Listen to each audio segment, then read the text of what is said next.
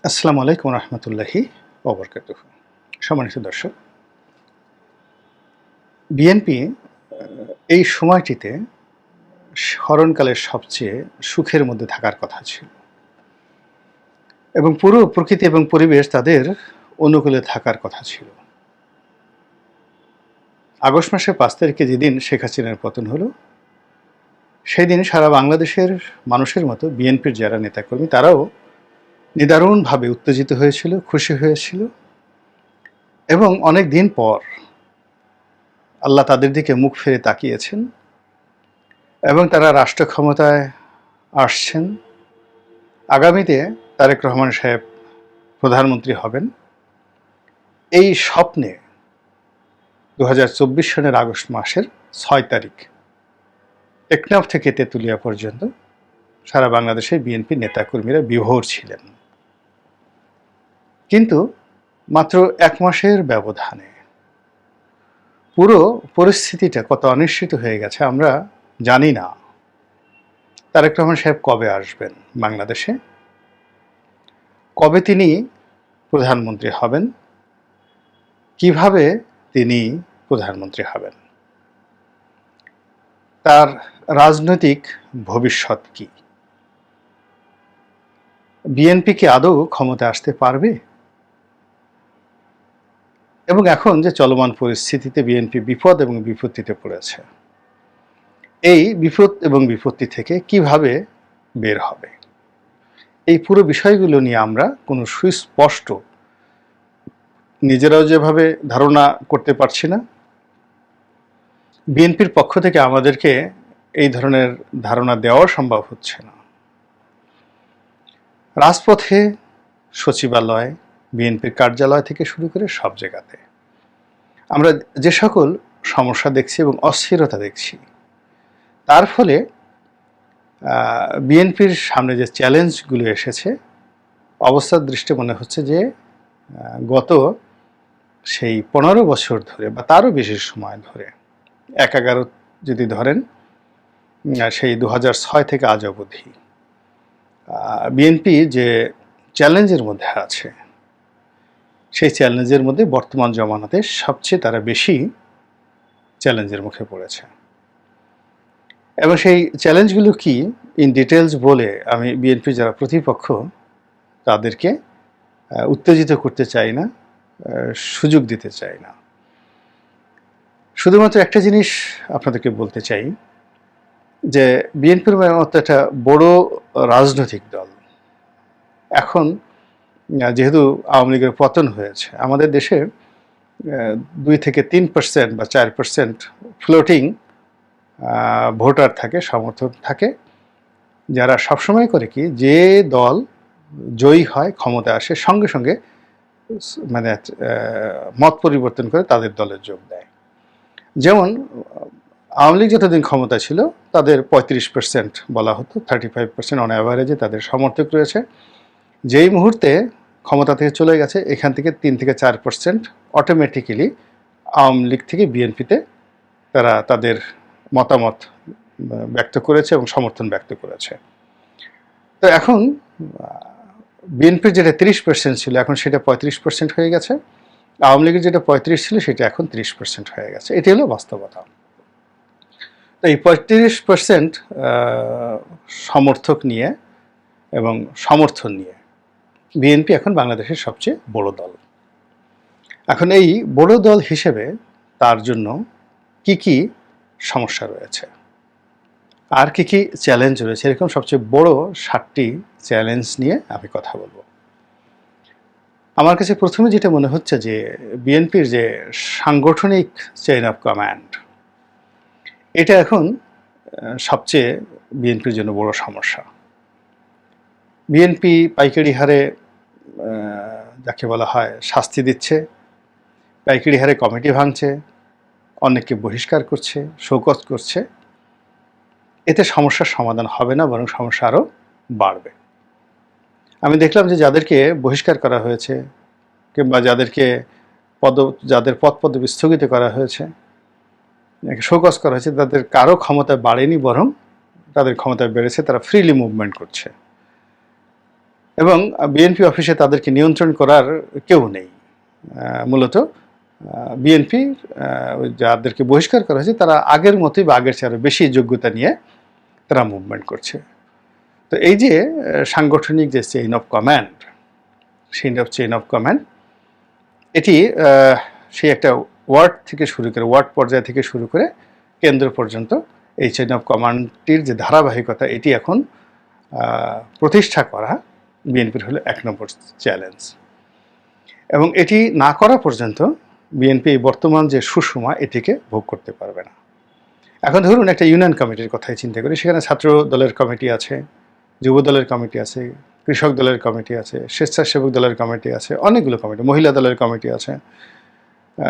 এটা আওয়ামী লীগের মতো একটা বড় সংগঠন।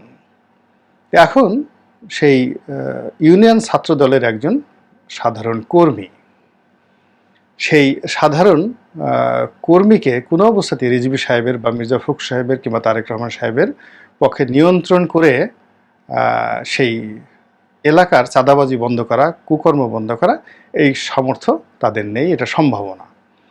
এমনকি এই দায়িত্বটি যদি জেলা পর্যায়েকেও দেওয়া হয় এটিও সম্ভব নয়। ফলে যেটি সাধারণত হয় সেটি হলো রাষ্ট্র ক্ষমতা, থানা, পুলিশ, প্রশাসন যতক্ষণ পর্যন্ত বিএনপির পক্ষে থাকবে এবং একজন লোক এলাকা ভিত্তিক থানা নিয়ন্ত্রণ করতে পারবে, ইউনিয়ন নিয়ন্ত্রণ করতে পারবে, উপজেলা নিয়ন্ত্রণ করতে পারবে, কেবলমাত্র সেই মানুষটির পক্ষে দায়িত্ব নেওয়া সম্ভব এবং তার পক্ষে ওই জেলা বা ওই উপজেলা বা ওই থানা নিয়ন্ত্রণ করা সম্ভব, যেটি এই মুহূর্তে বিএনপির নেই।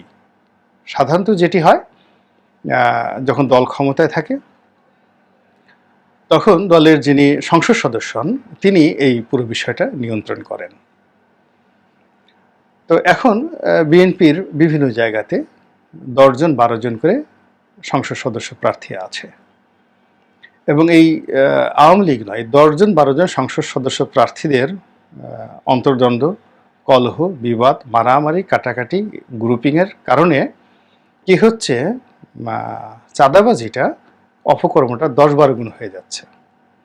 মানে ধরুন একজনের নাম কাদের মিয়া একজন প্রার্থী, কাদের মিয়ার লোক একজনের কাছে গিয়ে টাকা নিয়ে আসলো। ঘেটু মিয়া আর একজন প্রার্থী, ঘেটু মিয়ার লোক গিয়ে বললো যে ওরে টাকা দিলে আমারে দিলি না কেন।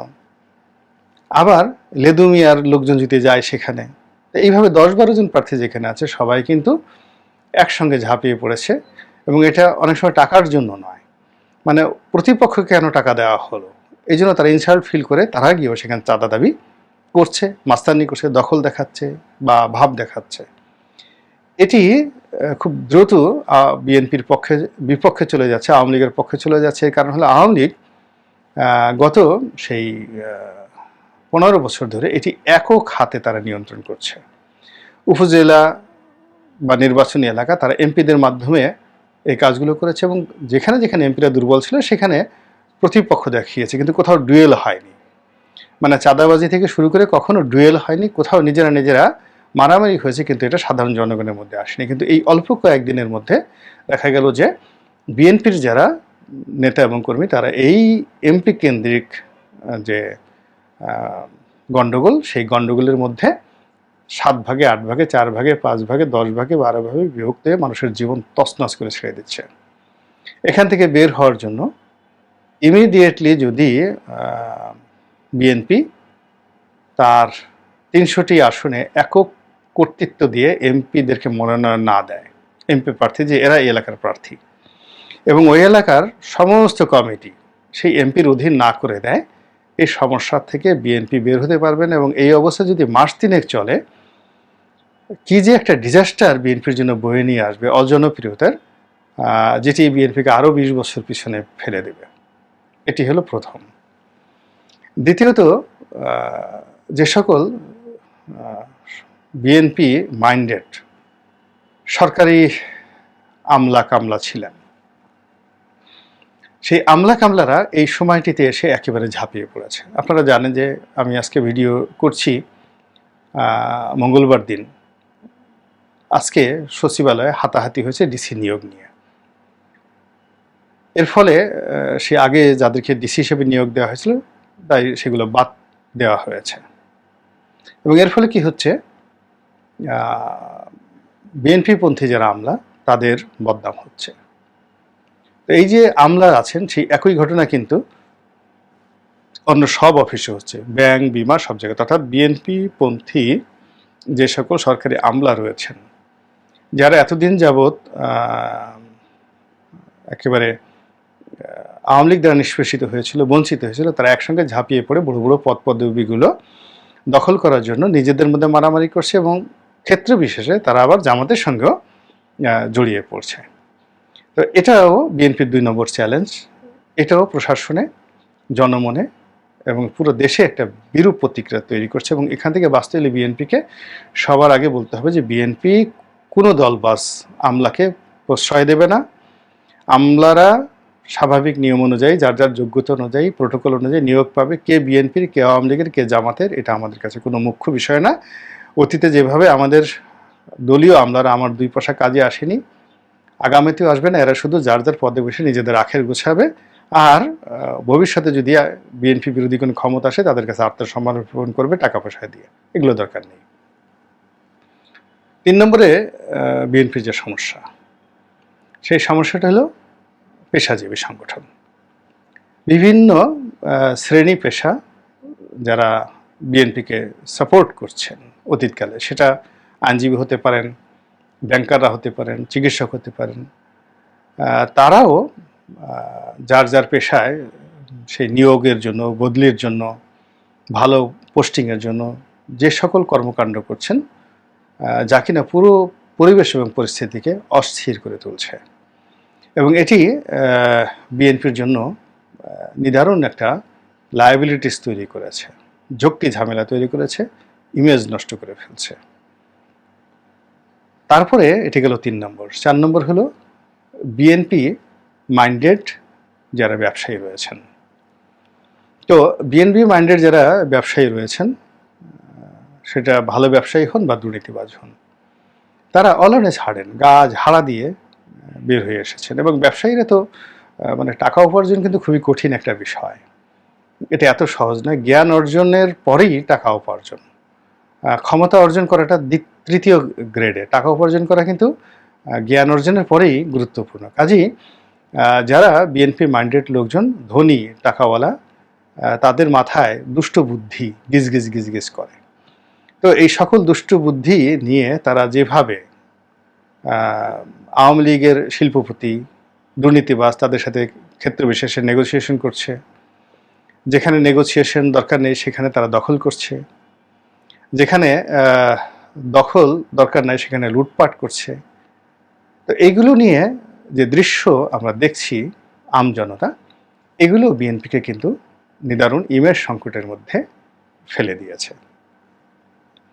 এই গেল 4 নম্বর। 5 নম্বর হলো বিএনপির যে আন্তর্জাতিক সম্পর্ক, সেই আন্তর্জাতিক সম্পর্কের ক্ষেত্রেও বিএনপি এখন সিদ্ধান্ত নিতে পারছে না।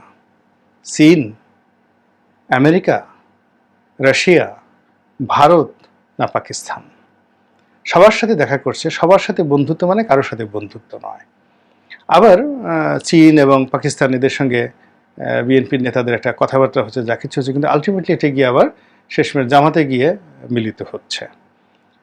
আবার অন্যদিকে ভারতের সাথে সম্পর্কটাও ঠিক বিএনপির যে একটা লবিং গ্রুপ ছিল ভারতপন্থী, সেই জিনিসটা এখন বুমেরাং হয়ে গেছে। ভারতের স্পষ্টতই বোঝা যাচ্ছে তারা ইউনূস সাহেবের সাথে এবং জামাতের সাথে সম্পর্ক রক্ষা করতে চাচ্ছে। এটা গেল 5 নম্বর। আচ্ছা, 6 নম্বরে সেন্সিটিভ, ভীষণ রকম সেন্সিটিভ, সেটা হলো সামরিক বাহিনী। সাবেক আমলা এবং বর্তমান সামরিক আমলা, তাদের সঙ্গে বিএনপির যে সম্পর্ক, সেই সম্পর্কের মধ্যে আমি শুধু যতটুকু আমার নজরে এসেছে, দ্য রিজনেবল লাইন অফ, সহনীয় একটা সম্পর্ক, এটি তৈরি হয়নি, এখন পর্যন্ত তৈরি হয়নি। এই বিষয়টা নিয়ে আমি শুধু এতটুকুই বললাম, 6 নম্বরটা বললাম। আর 7 নম্বর যেটি, সেটি হলো বিএনপির এই সুসময়টিতে কতগুলো পরিবর্তন একেবারে অবশ্যম্ভাবী দরকার ছিল কেন্দ্রীয় পর্যায়ে। সাংগঠনিক সফর, তারপরে কেন্দ্রীয় অফিস, দুটো অফিস, বিশেষ করে চেয়ারপারসনের অফিস এবং পল্টন অফিস, এই দুটো অফিস জমজমাট রাখার জন্য জনপ্রিয় নেতাদেরকে নিয়ে খুব দ্রুত যে পার্টির যে কমান্ড, সে কমান্ড প্রতিষ্ঠা করা, সেটা এখন পর্যন্ত কিন্তু করা হয়নি। আগে যেভাবে আছে সেভাবেই চলছে। সালাউদ্দিন সাহেবকে আনা হয়েছিল, কিন্তু সালাউদ্দিন সাহেব এরকম কোনো কিছু করতে পেরেছেন বা উল্টো তিনি বিপদে পড়েছেন, এরকমই দেখা যাচ্ছে। আর দলের মধ্যে সেই জনাব তারেক মধ্যে যারা আছেন, তারা যে খুব বেশি এটা ভালো করতে পারছেন, নট লাইক দ্যাট। আবার যারা সিনিয়র আছেন তারাও যে এগিয়ে এসে কোনো কিছু করছেন, তাও নয়। যে যার মতো করে আগের চেয়ে শক্তি নিয়ে কথা বলছেন, ঘোরাফেরা করছেন, কিন্তু একটা চেইনের মধ্যে বিএনপির যে কেন্দ্রীয় অফিস, এটি চলছে না। অথচ বিএনপির এই দুটো অফিসে এখন যেভাবে জামাতের অফিস সরগরম থাকে, মগবাজারে গিয়ে দেখেন জামাতের অফিস যেভাবে সরগরম, সেখানে আমির সাহেব যেভাবে বসে সব কিছু নিয়ন্ত্রণ করছেন, এমনকি অন্যান্য ছোট ছোট রাজনৈতিক দলগুলো যারা আগামীতে ক্ষমতায় যেতে চায়, তারা কিন্তু তাদের অফিস গুছিয়ে নিয়েছে। তো সেই দিক থেকে বিএনপির অফিস দুটো এখনো পর্যন্ত কিন্তু গোছানো হয়নি। আশা করি এই 7টি চ্যালেঞ্জ যদি বিএনপি মোকাবেলা করতে পারে, তাহলে হয়তো আশা করা যায় যে এই যে সময় প্রকৃতি তাদেরকে দিয়েছে, আল্লাহ রাব্বুল আলামিন তাদেরকে দিয়েছে, এটি অচিরেই তাদের জন্য আরও শুভ পরিণতি বয়ে নিয়ে আসবে। আল্লাহ আমাদের সবাইকে হেদায়েত দান করুন এবং হেফাজত করুন। আসসালামু আলাইকুম ওয়া রাহমাতুল্লাহি ওয়া বারাকাতুহু।